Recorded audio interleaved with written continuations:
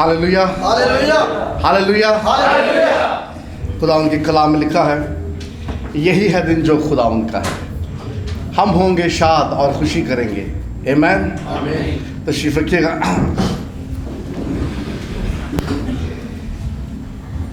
Christmas days को हम कहते हैं एडवेंट सीजन। ये एडवेंट सीजन है। एडवेंट सीजन के अंदर हम खुदावंद यीशु मसीह की पैदाइश से मुतल्लिका बातों पे गौर करते हैं, उन किरदारों पे गौर करते हैं। जब जब दिसंबर का आगाज़ होता है, हमारी कोशिश ये होती है हम बात करें मजूसियों की, हम बात करें चरवाहों की, हेरोदीस की, उन तोहफों की, उस सारे माहौल की, बैतलहम की, भेड़ों की, सितारे की, फरिश्तों की, क्योंकि ये वो करैक्टर हैं जो खुदावंद यीशु मसीह की पैदाइश की कहानी से जुड़े हुए हैं।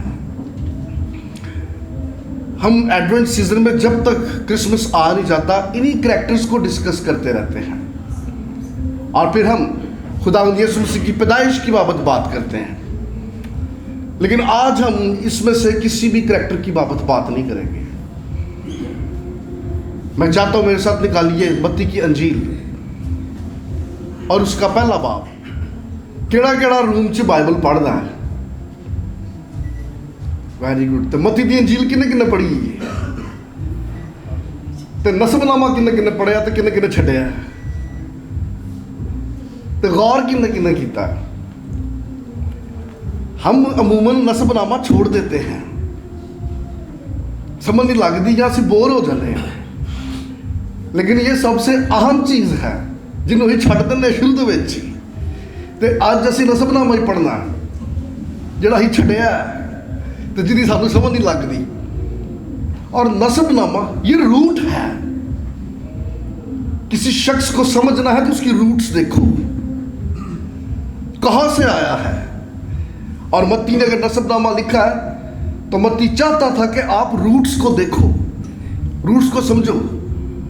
पहली आयत से पढ़ेंगे और ध्यान से पढ़ना है। चंद एक बातें इस नसबनामे में बड़ी अहम है जिनकी तरफ मैं आज आपकी तवज्जो दिलाना चाहता हूँ। आज ध्यान ना सुन लिया फिर नसबनामा नहीं जो भूलता तो नसबनामा फिर आपको याद रह जाएगा। मत्ती की अंजील पहला बाब पहली आयत, यीशु मसीह इब्ने दाऊद इब्ने अब्राहम का नसबनामा। हुण दूजी आयत तो सुनते जाओ। अब्राहम से इसहाक पैदा हुआ और इसहाक से याकूब पैदा हुआ, याकूब से यहूदा और उसके भाई पैदा हुए, और यहूदा से फारिस और ज़ारा तिमर से पैदा हुए, और फारिस से हसरून पैदा हुआ और हसरून से राम पैदा हुआ, और राम से अमीनदाब पैदा हुआ और अमीनदाब से नहसून पैदा हुआ, और नहसून से सलमून पैदा हुआ और सलमून से बोएज रहब से पैदा हुआ, और बोएज से उबैद रूत से पैदा हुआ, और उबैद से यसी पैदा हुआ, और यसी से दाऊद बादशाह पैदा हुआ, और दाऊद से सुलेमान उस औरत से पैदा हुआ जो पहले ओरिया की बीवी थी, और सुलेमान से रहबाम पैदा हुआ, और रहबाम से अबिया पैदा हुआ, और अबिया से आसा पैदा हुआ, और आसा से यहोशफत पैदा हुआ, और यहोशफत से योराम पैदा हुआ, और योराम से उजिया पैदा हुआ, और उजिया से योताम पैदा हुआ, और योताम से आखस पैदा हुआ, आखस से हिजकिया पैदा हुआ, और हिजकिया से मुनस्सी पैदा हुआ, और मुनस्सी से अमून पैदा हुआ, और अमून से यूसिया पैदा हुआ, और गिरफ्तार होकर बाबुल जाने के ज़माना में यूसिया से यकुनिया और उसके भाई पैदा हुए, और गिरफ्तार होकर बाबुल जाने के बाद यकुनिया से सालतियेल पैदा हुआ, और सालतियेल से ज़रबाबुल पैदा हुआ, और ज़रबाबुल से अबीहूद पैदा हुआ, और अबीहूद से इलियाकीम पैदा हुआ, और इलियाकीम से आजोर पैदा हुआ, और आजोर से सदूक पैदा हुआ, और सदूक से अखीम पैदा हुआ, और अखीम से अलीहूद पैदा हुआ, और अलीहूद से अलियज़र पैदा हुआ, और अलियज़र से मतान पैदा हुआ, और मतान से याकूब पैदा हुआ, और याकूब से यूसुफ पैदा हुआ। ये उस मरियम का शौहर था जिससे यीशु पैदा हुआ जो मसीह कहलाता है। बस सब पुश्ते अब्राहम से दाऊद तक 14 पुश्तें हुई, और दाऊद से लेकर गिरफ्तार होकर बाबुल जाने तक 14 पुश्तें, और गिरफ्तार होकर बाबुल जाने से लेकर मसीह तक 14 पुश्तें हुई। मतलब 14, 14 और 14। खुदा उनके पाक कलाम के पढ़े सुने और समझे जाने पर उसकी खास बरकत हो। आमीन। आइए कुछ पल के लिए अपने सरों को झुकाएं, अपनी आंखों को बंद करें। आसमान और ज़मीन के खालिक और मालिक जिंदा आसमानी बाप यीशु जी, दिल की गहराइयों से खुदा हम शुक्रगुजारी करते हैं आज की इस खूबसूरत शाम के लिए, इस वक्त, इस मौका और इस पल के लिए। खुदा यीशु जी, अपने कलाम की इन अमीर बातों से अपने लोगों की दिलों की आंखों को रोशन कीजिए, जहनों को खोलिए, दिलों को खोलिए। खुदावन आज जब हम खुदावन इस नसबनामा पे गौर करते हैं तो पाक रूह जी इसमें तहरीर खूबसूरत मोतियों को हम पे जाहिर कीजिए। खुदावन यीशु जी, एक एक को छूइए, ब्लेस कीजिए यीशु के नाम में, आमीन। हम कई दफ़ा जिक्र कर चुके हैं कि हर अंजील नवीस के सामने डिफरेंट ऑडियंस थी। मरकस की अंजील तारीखी एतबार से पहले लिखी गई और वो रोम की कलीसिया को लिखी गई। रोम के चर्च के अंदर वो लोग मौजूद थे जिनका बैकग्राउंड लातीनी था, वो लोग मौजूद थे जिनका बैकग्राउंड यूनानी था। यूहन्ना की अंजील यूनानी लोगों को लिखी गई। लूका ने जब लूका की अंजील लिखी, उसने थेफलस नामी एक शख्स को लिखी। मतलब वो किसी चर्च के नाम रसाला नहीं लिखा गया। लूका का जो रसाला है, लूका की जो अंजील है, लूका ने थेफलस नामी शख्स को लिखा। और थेफलस कौन था? थेफलस वो वकील था रोमी जो रोम के अंदर पालूस रसूल का मुकदमा लड़ रहा था। वो जानना चाहता था कि पालूस जिस बादशाह की, पालूस जिस मसीहा की बात करता है, हु इज जीसस।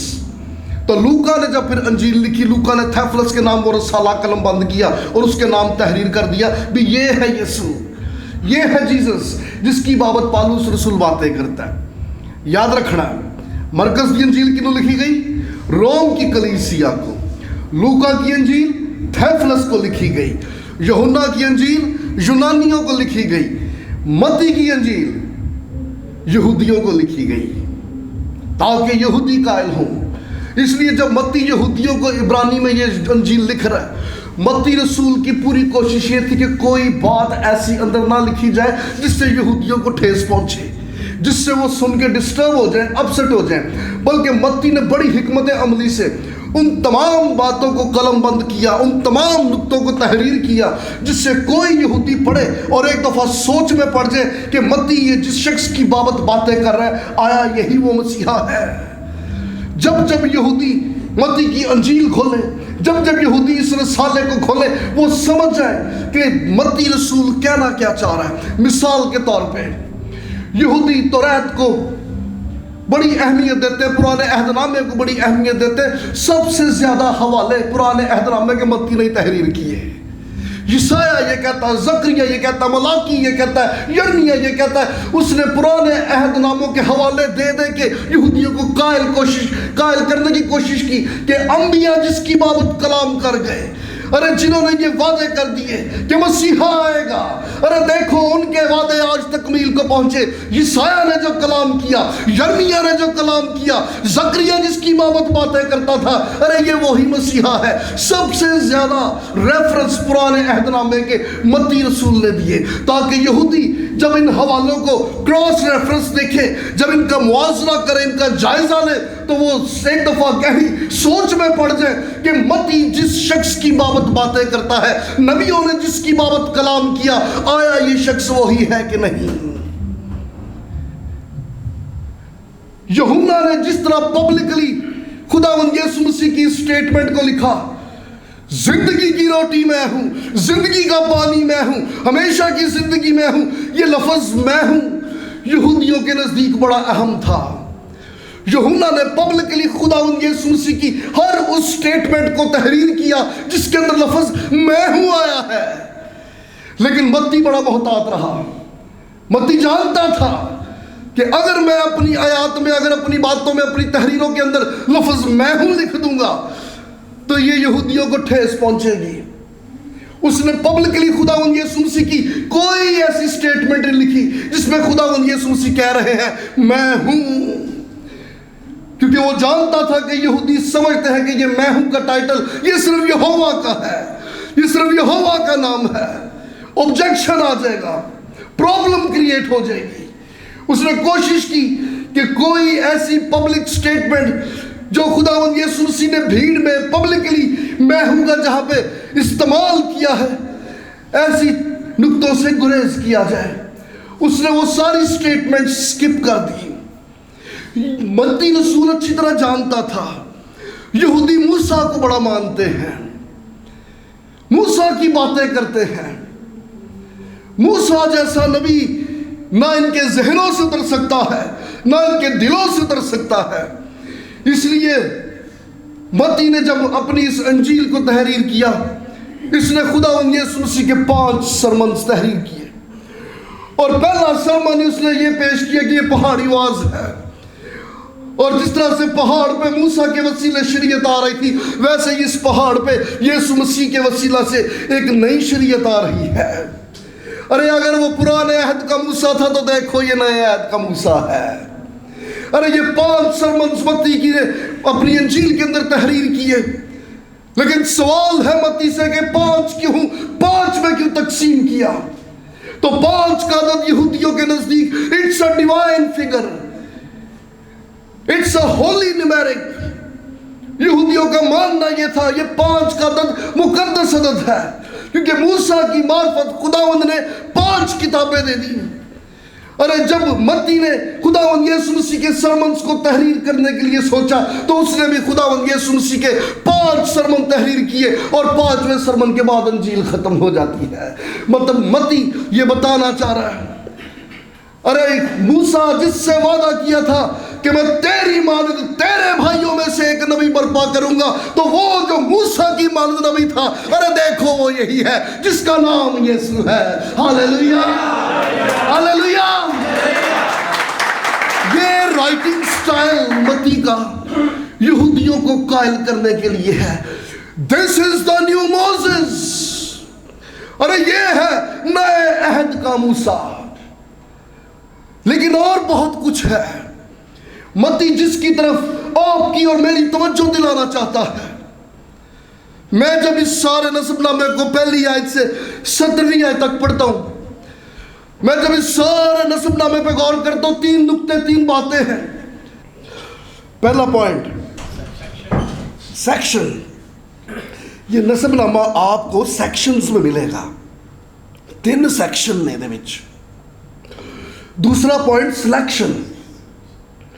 मत्ती जब नस्बनामा लिख रहा है, इसने लोगों को सिलेक्ट किया हुआ है बीच में।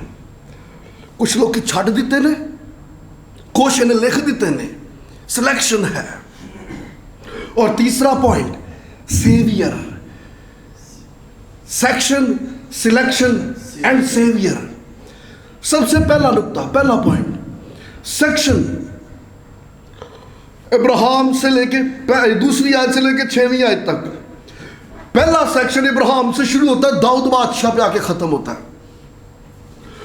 दूसरा सेक्शन दाऊद बादशाह से शुरू हो रहा है और बाबुल में असीर होके जाने तक आ रहा है।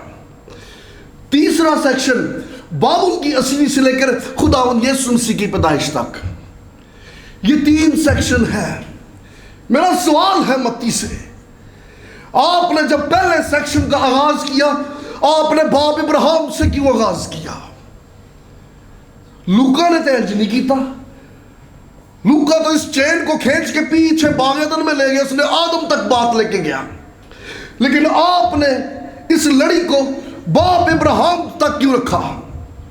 बाप इब्राहिम से आगाज क्यों किया? तो मत्ती कहता है उसकी वजह मेरे सामने ऑडियंस है, मेरे सामने ऑडियंस थी। इस ऑडियंस को कायल करना बड़ा जरूरी था।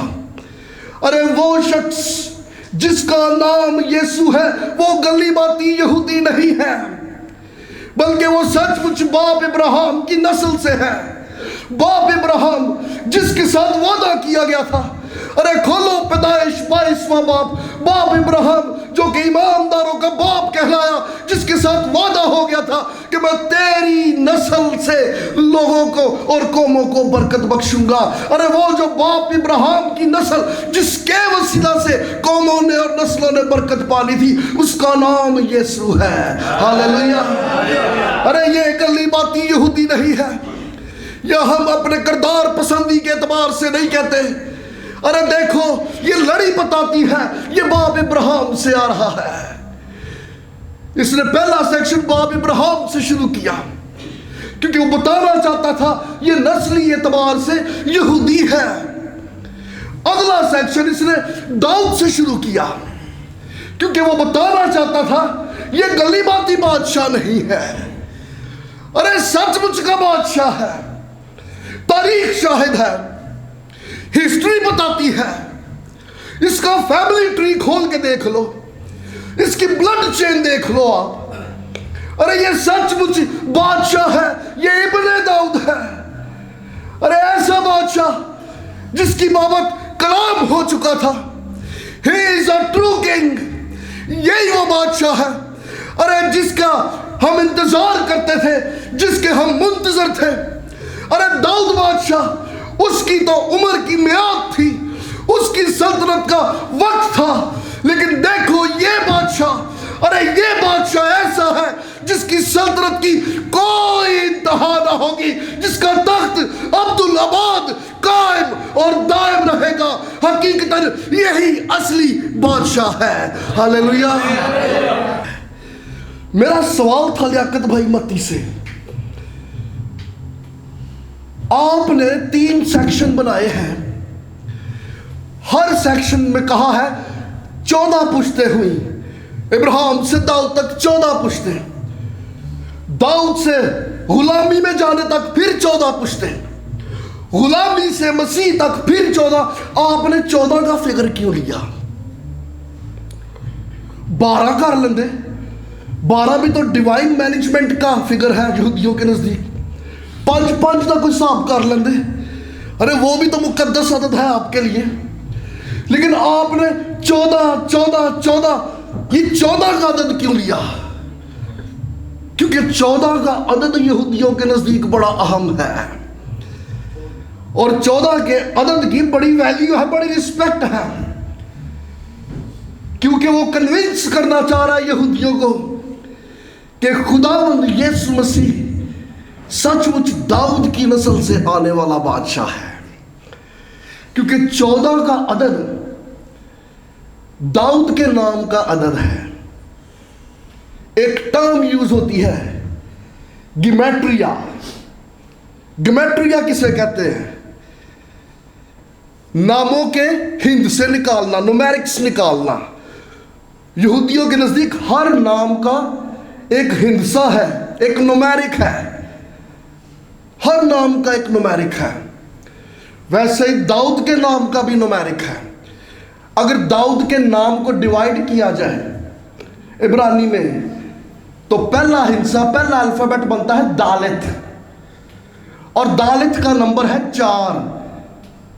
और पूछो नंबर 4 इसका सबूत कहां पर है? बात सबूत मिल जाए तो बात वाज़े हो जाती है, प्रूफ हो जाता है, वैलिड हो जाती है। ज़बूर 119 कितने पढ़े हैं? अच्छा, ज़बूर 119 के अंदर सेक्शंस हैं, 8 आयतां हैं। हर सेक्शन के आगाज में पहला अल्फाबेट आता है। जहां पे ज़बूर 119 स्टार्ट हो रहा है, पहला अल्फाबेट क्या? अलेफ। 8 आयतें खत्म होती है, अगला सेक्शन शुरू होता है, फिर अगला अल्फाबेट है बैत, फिर तीसरा अल्फाबेट गैमल, फिर चौथा अल्फाबेट दालेत। तो दाऊद के नाम का जो पहला अल्फाबेट है दालेत, दालेत का नंबर निकलता है 4। अगला अल्फाबेट दाऊद के नाम का वाव। ज़बूर 119 पढ़ी, जो 6ठे नंबर पर जाके अल्फाबेट आएगा वाव। पहला अल्फाबेट दालेत जिसका नंबर है 4, दूसरा अल्फाबेट वाव जिसका नंबर है 6, और दाऊद के नाम का आखिरी अल्फाबेट फिर दालेत। 4 6 4 तो टोटल कितने हो गए भाई जी? 14। तो 14 का अदद दाऊद के नाम का अदद है, और ये अदद यहूदियों के नजदीक बड़ा मायने रखता है। They respect number 14। ते मती जड़ा आप भी यहूदी सी, ये चंगी तरह जानता सी, अरे इनको कायल करना है तो इनके हिसाब से चलना होगा, इनके हिसाब से बात करनी होगी। इसलिए जब वो पुश्तों को तकसीम कर रहा है, पहली पुश्त 14, दूसरी पुश्त फिर 14, तीसरी पुश्त जो कि मसीह तक आती है 14। मतलब वो यहूदियों को कायल करना चाह रहा है, अरे ये जो मसीहा कहलाता है ये सचमुच दाऊद की नस्ल और असल से है। हालेलुया। आइए खुदावंद के लिए जोरदार ताली।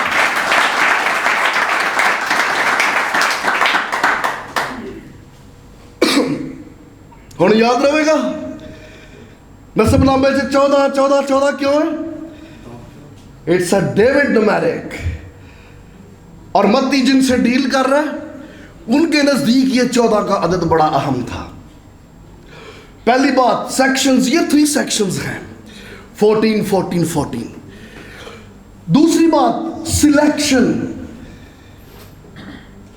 आप खोलो पहला तवारीख 3 बाब, उत्थे भी नसबनामा जे। बंदा मत्ती का हाथ फाड़ ले साइड से बहा दे, ये तो कीता की है? You made a mistake. अरे आपने बहुत बड़ी गलती कर दी, आपका भाई जी नसबनामा सही नहीं है, जो कुछ बंदे मिसिंग ने। आप टैली कीजिए, एक पासे खोलो मत्ती दी अंजील तो दूजे पासे खोल लो पहला तवारीख 3 बाब। हुण टैली करो तुसी। इन्हें सिलेक्ट किए इन्हें बंदे, मत्ती ने इसने सिलेक्शन की है और कुछ बादशाह बीच में से छोड़ दिए हैं। मत्ती से बंदा पूछे जिन्हें तो बादशाह छड़े ने, ये तो क्यों छड़े ने? क्योंकि 14 14 14 अगर उनको बीच में डाल देते गल तो अगे निकल जानी सी। इस तरह तो ये 42 हो जाते हैं। अगर उन 3-4 बादशाह जिसको इसने मिस किया मत्ती ने वो अंदर ऐड करते तो ये 46 47 हो जाने थे, गल गां निकल जानी सी, तो नंबर हिल जाना सी। आपने ये बादशाह मिस क्यों किए? आपसे बहुत बड़ी गलती हो गई, आपसे ये छूट गए हैं या इरादतन छोड़े हैं। What is the purpose? मकसद क्या है? तो मत्ती कहता बहुत बड़ा मकसद था, क्योंकि जिन बादशाहों को मत्ती ने नसबनामे से स्किप कर दिया, लिस्ट में जिनके नाम नहीं लिखे, अरे वो बादशाह थे, उन्हें अपॉर्चुनिटी मिली, उन्हें पोजीशन मिली, लेकिन मसला ये था उन्होंने खुदावंद के लिए किया ही कुछ नहीं था। उन्होंने खुदावंद के लोगों के लिए, कौम के लिए किया ही कुछ नहीं। अरे वो जिन्हें खुदावंद पोजीशन दे दे, अपॉर्चुनिटी दे दे, लेकिन उसके बावजूद वो कुछ नहीं कर दे, ऐसों को खुदावंद स्किप कर देता है। अरे ऐसों को वो किताब में से, फहरिस्त में से माइनस कर देता है। फहरिस्त में, लिस्ट में उनके नाम बाकी नहीं रहते। Be careful. खुदावंद रास्ते खोलता है, पोजीशंस देता है, अपॉर्चुनिटीज मिल जाती है, लेकिन फिर सवाल यह है आपने खुदावंद के लिए या खुदावंद के लोगों के लिए या खुदावंद के घर के लिए या खुदावंद के बंदों के लिए क्या किया? This is the question. अरे वो जो सब कुछ होने के, रखने के बावजूद कुछ नहीं करते, इन्होंने कुछ नहीं सीखा। ये अपनी जात, अपने इख्तियार, अपने इक़्तिदार के लिए जीते रहे, इन्होंने कुछ नहीं किया। अंजाम ये था इनको फहरिस्त में से निकाल दिया गया। लेकिन एक बड़ी बड़ी गलती मत्ती ने और कर दी थी। आप पैदाइश की किताब खोलो, तवारीख खोलो, टेरो टेर नसबनामे मिल जाएंगे, किसी नसबनामे में किसी औरत का नाम नहीं। मत्ती ने चौक के 5 बीबियां के नाम पाते। ये तू की कीता है? ये जब यहूदी पढ़ रहे थे वो ताज्जुब कर रहे थे, ये पामती को गलती हो गई, ये जान के कितना, ये सचमुच औरतों के नाम कभी नस्बनामों में तहरीर नहीं किए जाते। मत्ती ने बंदियां से कट के बीबियां से पाते ने। मत्ती बताना क्या चाह रहा है? और देखो फिर खवातीन कौन सी? अगर मत्ती के ज़हन में होता ना अच्छी अच्छी नेक औरतों के नाम लिख रहे, फिर सारा का नाम पांदा विच, सारा का नाम डालता, रिबका का नाम डालता, जिनको अच्छे लफ्जों से याद करते नहीं। हुण मत्ती ने ना केड़े पाए ने?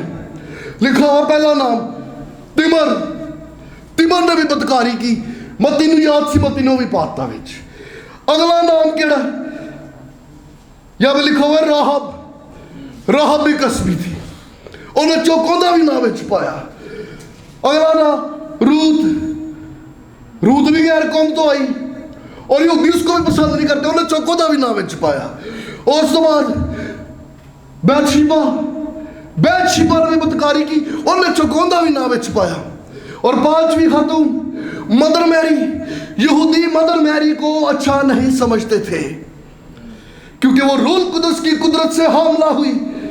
यहूदी इल्जाम लगाते थे इसका किसी रोमी सिपाही के साथ अफेयर था, ये हामला हो गई है क्योंकि इसने बदकारी की है। लोग यहूदी मदर मैरी को अच्छा नहीं समझते थे। मत्ती ने चौकोंदा भी ना विच पाया क्योंकि मत्ती यहूदियों को कुछ बताना चाहता है। गौर कीजिए, तिमर केड़ी नैशनैलिटी दी सी भी याद है किसी को? हालांकि अभी तो बाइबल स्टडी सैशन भी चलाया ऑनलाइन, और तुम आओ तो पता लगे। तिमर कनानी थी, ते अगे रहब केड़ी नैशनैलिटी दी सी? ओ भी कनानी। रूत केड़ी नैशनैलिटी दी सी? ये तो पता होना, मुआबी सी। और रिकॉर्ड होने तो बोलो, रूत मुआबी थी। और यहां पे लिखा हुआ बैतशेबा। बैतशेबा केड़ी कौम दी सी? ये हत्ती कौम की थी। इसके बंदे का नाम है हत्ती ओरिया। ओरिया ओदा नाम है, हत्ती ओदी कौम जे। ये हत्ती कौम की थी। तो मदर मैरी केड़ी ने पता होना है? हाँ है पता। अरे वो यहूदी थी, शी वॉज अ ज्यू। हुण तुसीं हिसाब लाओ मत्ती कहना की चाह रहा है। दो कनानी, एक मुआबी, एक यहूदी, ते होर केड़ी सी? एक हत्ती। एक उधरों आई, एक उधरों आई, एक उधरों आई, एक अपने घर दो सी। मुख्तलिफ कौमों से आने वाली, मुख्तलिफ बैकग्राउंड रखने वाली। अरे ये सब के सब इनके ऊपर फजल ये हुआ कि इनको खुदा ने अपने खानदान का हिस्सा बना लिया। This is the message. अरे क्रिसमस का मैसेज आपके लिए, मेरे लिए ये है। मुख्तलिफ जुबानें, मुख्तलिफ बैकग्राउंड, मुख्तलिफ जात पात, कौमें, नस्लें, आपके ऊपर मेरे ऊपर फजल ये हो गया। क्रिसमस का मुनज्जी आ गया। अरे उसने आया, मुझे और आपको गले लगाया। उन्हें कौम ना देखी, नस्ल ना देखी, फजल हो गया। आज हम सब मसीह के खानदान का हिस्सा है। Hallelujah, hallelujah. आइए खुदावंद के लिए जोरदार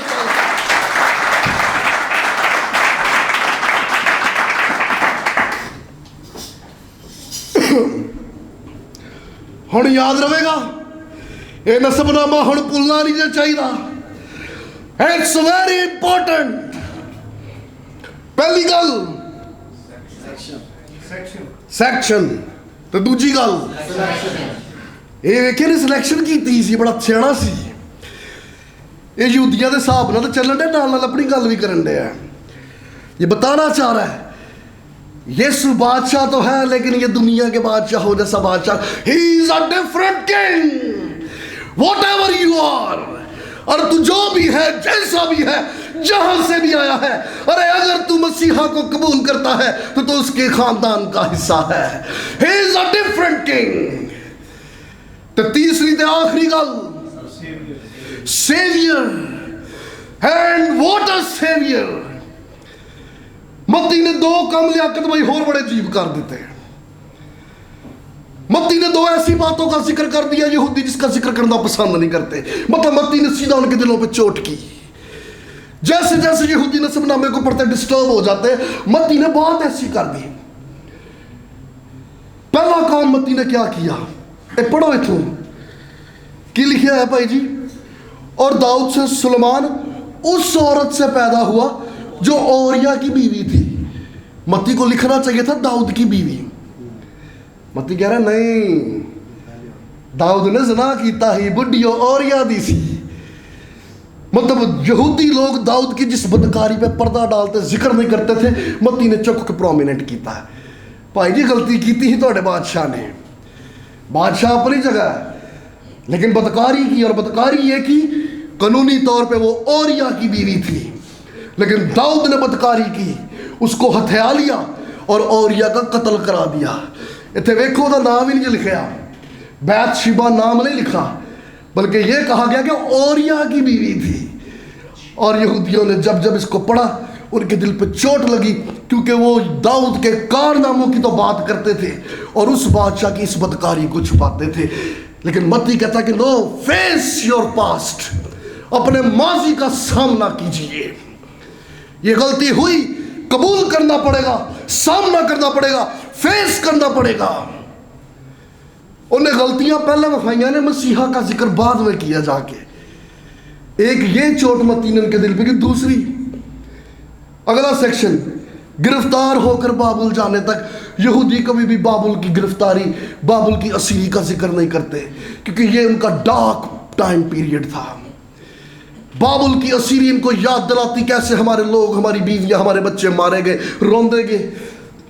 दाऊद के शहर की फसीलों को कैसे गिरा दिया गया, हैकल को बर्बाद कर दिया गया। अरे कैसे यहोवा के नाम की बेहुरमती हुई। ये अपने इस तल्ख माजी को याद नहीं करना चाहते। लेकिन मत्ती कहता है फेस योर पास्ट, अरे अपने तल्ख माजी के तजर्बे का सामना कीजिए।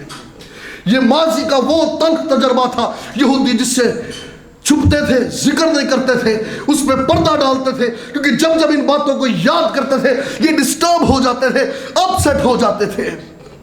ये दो बातें मत्ती ने नसबनामे में ऐसी की जिसको पढ़ के उनके दिलों पर चोट लगती थी।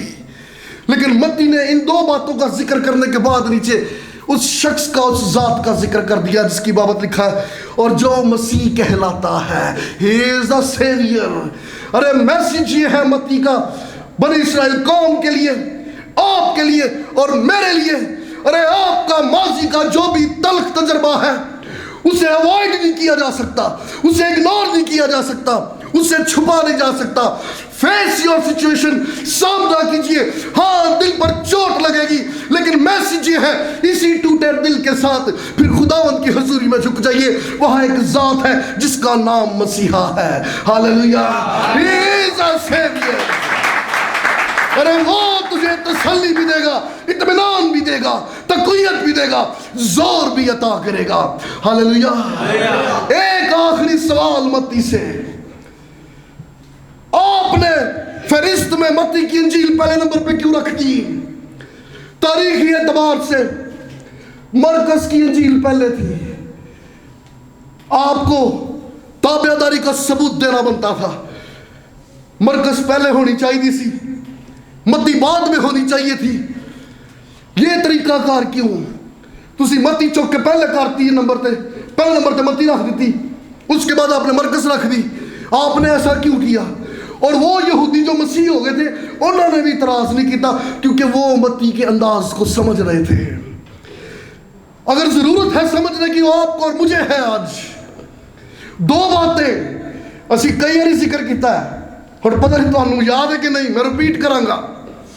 दो बातें हैं जिसकी वजह से मत्ती की इंजील फरिश्त में हमारे पास पहले नंबर पे आती है। सबसे पहली बात, मत्ती का राइटिंग स्टाइल। उसने पूरी अंजील को बड़े नस्ब ज़ब्त से लिखा। अगर सरमन है तो फिर 3-4 चैप्टर सरमन के नाम, जैसे पहाड़ी वाज। जैसे सरमन खत्म होता है 2-3 चैप्टर मौजज़ात के नाम। जैसे मौजज़ात खत्म होते हैं फिर 2 चैप्टर सरमन के नाम। जैसे सरमन खत्म होता है फिर 2-3 चैप्टर मौजज़ात के नाम। ये पूरी इंजील का सीक्वेंस है। इसके खूबसूरत तहरीरी अंदाज के सबब से मत्ती की अंजील पहले नंबर पे आई। लेकिन एक दूसरी गल हुई जी, जिसको यहूदी सराहते थे, वो यहूदी जो मसीह हो गए और वो मत्ती के इस राइटिंग स्टाइल को बड़ी बखूबी समझ रहे थे। पहली आयत पे गौर करो, यीशु मसीह इब्ने दाऊद इब्ने इब्राहिम का नसबनामा। किन समझ लगी? यीशु मसीह इब्ने दाऊद इब्ने इब्राहिम का नसबनामा। नसबनामे को अंग्रेजी में क्या कहते हैं जी?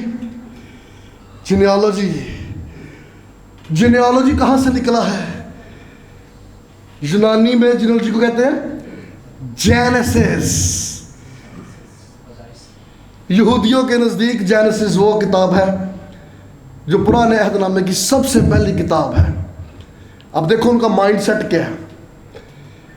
जेनेसिस की किताब खोलते हैं, लिखा हर जगह वीराना सी, सुनसाना सी, जमीन गैरबाद थी। यीशु आ गया। अरे जैसे यीशु जाहिर हुआ, एक नया आगाज शुरू हो गया। अब मत्ती 400 साल के लंबे अरसे के बाद जब अंजील तहरीर कर रहा है, उसने भी इस किताब का टाइटल दे दिया जेनेसिस, क्योंकि 400 साल से रुए जमीन पर बनी हुई इंसान की जिंदगी वीरान सुनसान, हर तरफ तारीखी थी। यीशु आ गया, जब यीशु आया तो अब एक नया आगाज शुरू हो गया। Hallelujah, this is the new beginning. और जब मत्ती एक नया आगाज कर रहा है, उन्होंने चुक के क्या अंजील का भाई पहला नंबर बांधा है, क्योंकि ये न्यू बिगिनिंग है। अरे ये एक नया आगाज है आपके लिए, मेरे लिए। क्रिसमस सीजन में this is the message.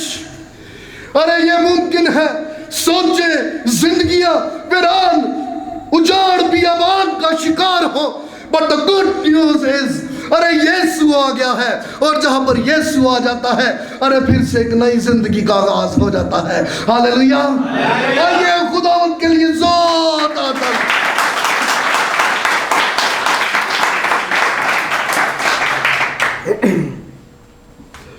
This is the new beginning. किन्ने किन्ने समझ लग गई है? और सारे खिलारो, मेरा एडा जोर लग गया।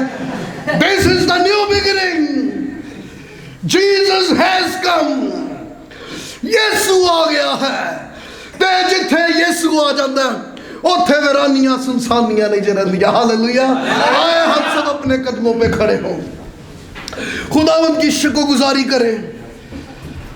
खुदावन शुक्र है आज तू मैनू गिरजे ले, नहीं तो नसबनामा मिस हो जाना सी। You are a blessed person. अरे आज तुम खुदावन के घर आ गए हो अपने सारे कामों को इग्नोर करके। अरे खुदावन ने आज हमारे ऊपर अपनी बातों को जाहिर कर दिया। आए हम सब खुदावन की शुक्रगुजारी करें, आए हम सब खुदावन के नाम को मुबारक कहें। कोई जुबान खामोश न रहे। खुदावंद का रूह यहाँ पर चलता फिरता और जुम्बिश करता है। और ये अल्लाह रब अल्लाह का संतोष धारा बाबा बाला का